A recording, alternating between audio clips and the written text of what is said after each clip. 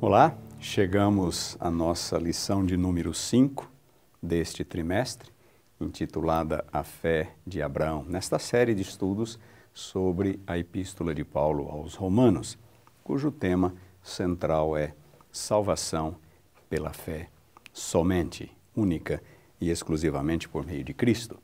Na semana passada estudamos Romanos capítulo 3, versículos 19 em diante, a parte final do capítulo 3. E nós vimos ali a resposta, a solução de Deus para o problema do pecado. E esta solução é esta justiça, versículos 21 e 22. A justiça que Deus dá, que Deus oferece gratuitamente, que Deus imputa, que Deus coloca, por assim dizer, na conta do pecador, que não tem em si mesmo justiça e nem pode produzi-la. Deus oferece gratuitamente por meio de Jesus Cristo. Na parte final do versículo, Paulo trabalha com algumas metáforas, com algumas ilustrações. Redenção, propiciação, e tudo isto foi obtido, foi realizado por meio de Jesus Cristo na cruz do Calvário. Interessante que no versículos 25 e 26, Paulo trabalha com o conceito de que a justiça de Deus manifestada na cruz por assim dizer, justifica as ações salvíficas de Deus. É como se Deus, antes da cruz, ao perdoar, não estivesse agindo muito corretamente, como se Deus não tivesse o direito de perdoar. Na verdade, foi a morte de Cristo, que ocorreu somente no ano 31, que deu a Deus o direito de perdoar. Então, Paulo diz no final do versículo 25, que Deus como que foi tolerante para com o pecado. Ele deixou pecados impunes ao perdoar pecadores. Mas agora a morte de Cristo resolveu todos os problemas. Deus agora realmente é justo e justificador daquele que tem fé em Jesus Cristo. Nesta semana, nós vamos estudar o capítulo 4 de Romanos. Um capítulo em que Paulo vai destacar a pessoa de Abraão, a experiência de Abraão com Deus. E por que Paulo recorre ao exemplo de Abraão? E ele faz isto não só em Romanos, ele faz isto em Gálatas também. E o ponto é muito simples, certamente porque os judaizantes também o faziam.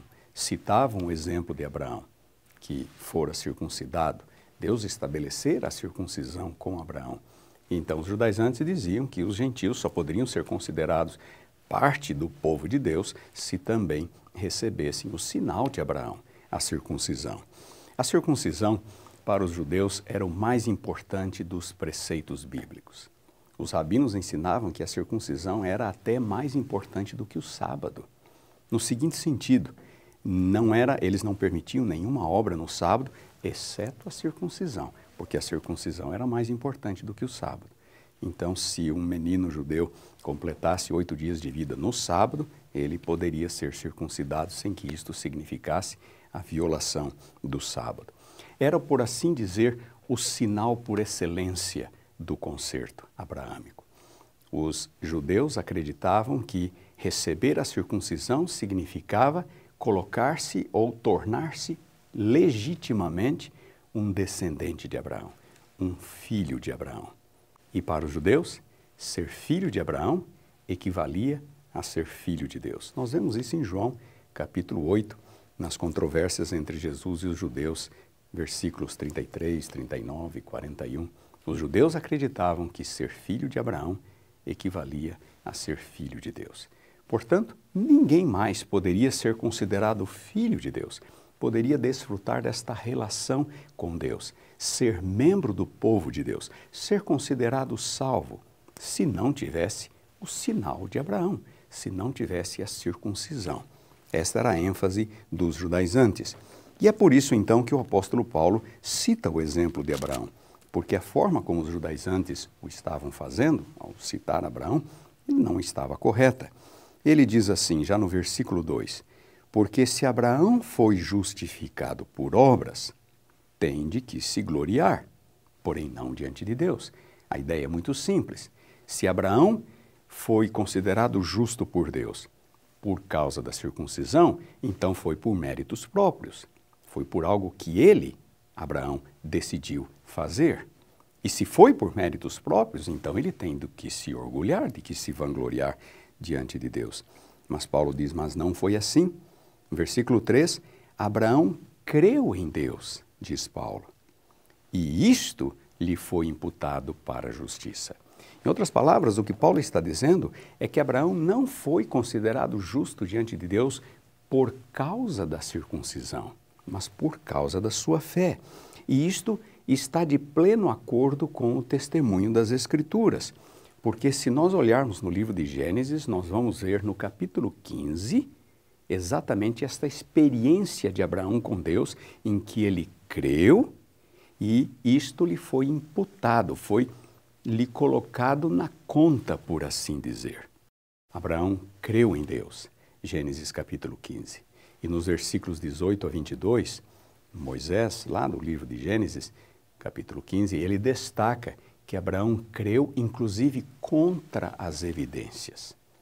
Era impensável para Abraão, naquele momento, que com aquela idade e com uma esposa estéril, ele realmente pudesse vir a ser o pai de uma grande nação. As evidências eram todas contrárias, mas Abraão creu, e isto lhe foi colocado na conta como justiça, lhe foi imputado como justiça. A circuncisão veio somente no capítulo 17, anos mais tarde. Portanto, Abraão não foi justificado por Deus por causa da circuncisão, ou no momento em que recebeu a circuncisão, mas sim no momento em que ele creu. E esta é a ênfase de Paulo. Se Abraão foi justificado por obras da fé, ele tem que se gloriar, mas não foi assim. Versículo 3. Abraão creu e isso lhe foi imputado para a justiça. E então, nos versículos 4 e 5, Paulo diz, ele apresenta um conceito importante sobre a questão da justificação ou da salvação. Ele diz, ora, ao que trabalha, o salário não é considerado como favor, e sim como dívida. É claro, se você trabalha o mês todo, quando chega no final do mês, você acha que o salário é justo, você merece, você trabalhou. É exatamente isto. Ao que trabalha, o salário não é considerado como favor, mas sim como uma dívida. O empregador está obrigado a pagar o trabalhador pelo seu trabalho. Imaginem se fosse assim em nossa relação com Deus. Imagine se a justificação ou a salvação fosse pelas obras, por méritos humanos. É como se chegasse no final do mês, nós chegássemos diante de Deus e exigíssemos, nós teríamos o direito de exigir, Senhor, eu trabalhei, agora por favor me recompense, agora por favor me justifique, agora me salve. Eu me lembro da parábola do fariseu e do publicano em Lucas 18, a parábola contada por Jesus. O fariseu estufava o peito, olhava para cima e dizia, ó Deus, graças te dou, porque não sou como os demais homens, roubadores, injustos, adúlteros, nem ainda como este publicano, jejuo 2 vezes por semana, dou o dízimo de tudo quanto ganho. Só faltava Deus perguntar lá de cima, muito bem, quanto é que eu te devo? O fariseu se portava como se Deus estivesse na obrigação de atendê-lo, de recompensá-lo por tudo aquilo que ele fizera. Você concorda comigo que esta ideia diminui a Deus? Colocar Deus em obrigação para com o ser humano é algo que realmente diminui ao nosso Deus, a grandeza de Deus, não condiz com a grandeza de Deus. Deus estaria obrigado a atender o ser humano por causa de qualquer mérito, de qualquer realização que ele possa ter feito. Versículo 5, mas ao que não trabalha, porém crê naquele que justifica o ímpio, a sua fé lhe é imputada como justiça. Foi assim com Abraão, será assim na experiência de qualquer pessoa. Ao que não trabalha, ao que não apresenta nenhuma obra, ao que se achega diante de Deus com mãos vazias, ciente da sua pequenez, da sua carência, da sua necessidade, da sua indignidade, do seu pecado, da sua culpa, da sua condenação. Ao que se achega a Deus em humildade e apenas crê, recebe pela fé esta oferta salvífica que Deus oferece. Então, a sua fé, lhe é imputada, lhe é atribuída como justiça, diz Paulo nos versículos 4 e 5. Nos versículos 6 a 8, o apóstolo Paulo cita o exemplo de Davi, mais um personagem do Antigo Testamento que foi perdoado, foi justificado por Deus, e a ênfase de Paulo é justamente esta. Ele também foi justificado pela fé, pela misericórdia, pela graça de Deus, e não por eventuais ações, obras ou méritos que ele, Davi, pudesse ter acumulado diante de Deus. Nos versículos 9 a 12, Paulo volta ao exemplo de Abraão, enfatizando o fato de que ele foi justificado antes de receber o sinal da circuncisão, e não como resultado disto. Eu quero ler os versículos 13 e 14. Não foi por intermédio da lei que a Abraão ou a sua descendência coube a promessa de ser herdeiro do mundo, e sim mediante a fé. Não foi pela lei, diz Paulo, foi pela fé. E no versículo 14, pois se os da lei é que são herdeiros, anula-se a fé e cancela-se a promessa. Abraão não foi justificado pela lei. Abraão não foi justificado pela circuncisão. Foi pela fé. Portanto, hoje, nos dias de Paulo, e hoje também em nossos dias, se for pela lei, se for pelas obras, então a promessa divina de justificar pela fé gratuitamente está desfeita, está anulada. Paulo vai dizer praticamente a mesma coisa em Gálatas, capítulo 2, versículo 21, Gálatas, capítulo 3, versículo 21. Se a justificação é pela lei, se a justificação é pelas obras humanas, então nós estaríamos como que anulando a graça de Deus em Cristo. É como se Cristo tivesse morrido em vão. É claro que se fosse possível ao ser humano encontrar salvação pela lei, ou mediante o esforço próprio, Deus teria utilizado este método. Se ele não o fez, é porque é impossível ao ser humano salvar-se a si mesmo, justificar-se a si mesmo, ou ser justificado por meio de suas próprias ações. Teria sido muito mais fácil para Deus. Cristo não precisaria ter morrido. Se Deus enviou Jesus, seu Filho, não foi apenas para mostrar que Ele nos ama. Foi porque sua justiça precisava ser satisfeita, como vimos na semana anterior. A salvação também é um ato de propiciação. Um Deus justo requer justiça. A justiça e a santidade de Deus requerem a morte do pecador. Jesus precisava ter morrido para que nós pudéssemos ser salvos. Versículos 23 a 25, gostaria de ler. E não somente por causa dele está escrito que lhe foi levado em conta, por causa de Abraão, está escrito que a sua fé lhe foi levado em conta, lhe foi imputado para a justiça, mas também por nossa causa, diz Paulo, posto que a nós igualmente nos será imputado, a saber, a nós que cremos, como Abraão creu. Não a nós que praticamos alguma coisa, não a nós que obedecemos, a nós que cremos naquele que ressuscitou dentre os mortos, a Jesus, nosso Senhor.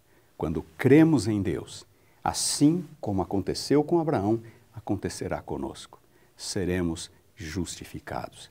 Nossa fé nos é atribuída como justiça. E Paulo termina o versículo 25, o qual, Jesus, foi entregue por causa das nossas transgressões e ressuscitou por causa da nossa justificação. Sem a morte de Cristo, não teríamos qualquer esperança. Sem aquilo que Jesus fez por nós, não teríamos a menor possibilidade de salvação, de justificação.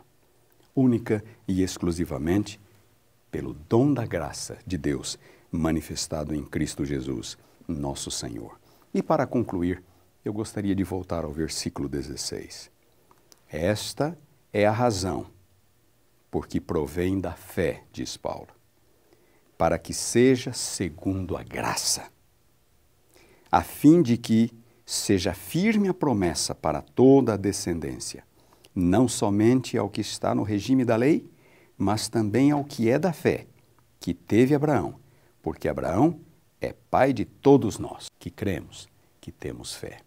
A ênfase de Paulo neste versículo 16 é que este dom da salvação pela fé é para todos, não para um grupo apenas, não apenas para os gentios, para judeus também. Todos pecaram e todos precisam deste dom. Ninguém é privilegiado diante de Deus.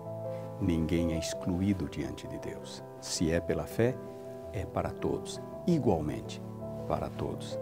Para que não se anule a graça, para que não se anule a promessa.